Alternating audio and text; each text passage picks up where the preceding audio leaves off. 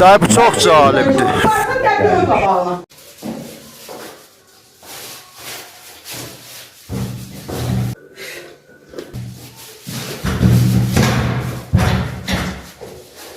Allah'ım. Rəhmən bir şey gəldi da. Bana tez çağırdım. Gene işten seni çıkarttılar. Onlar ne yoksa bir etten, toğuzdan, yağdan aldı bunlar ne?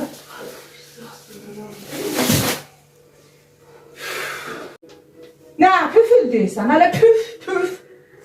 Ne yapayım diyeceğim, ben gələndə onları əlimdən al qoy yerə. Hasan bir şey görmüşəm, gələndə deyəsən əllərin ağrımasın, şeyləməsin. Əllərini almışsın, hərti-fərtin eləyibsən, hara inşallah. Nə, qərar idi sənə nə qərəm? Ya hara gedirsən? Üstün başın tek tostlar. Hə, boşda gör. Hara gedirsən? Hara gedirsən? Bir çək ki hamama. Bədə gəlir çək. Baba. Uşağın gözü deyirsən bəlkə. Bunlar nə diye alıbsan? Nə olacaq? Geri almayla fəqət soğala gücüm çatdı. Soğan mesela makaroniyle bana kovzadı. Burada gücüm, hindi gücünü mən neyinirəm? Düzü də iş üstündə kum gətirmişəm, nənə gülə kəsək. Kumdur, bu kumu neyiniyəm mən? Dədimə kum alarsan.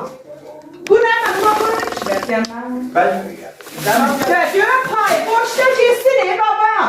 Sən hələ gündə bir mənə cah belə deyəsən, cah elə deyəsən, indi mənə makarona da gətirirsən. Özünkilər gələndə qızılıqlı pişirəsən, mən üçün gələndə makaroni kovza alırsan.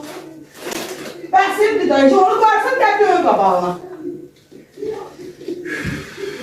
mən haçan bir şey görmüşəm altıma, əlvan bir şey gətirmişsən. Bir də O da çox sənə parçayla. çoxdur. O da sənə Gəldi malın Hələ teymanı aldıma çəkil çıxma. hamama. Gəldi ön misirdə bir şey. Əldən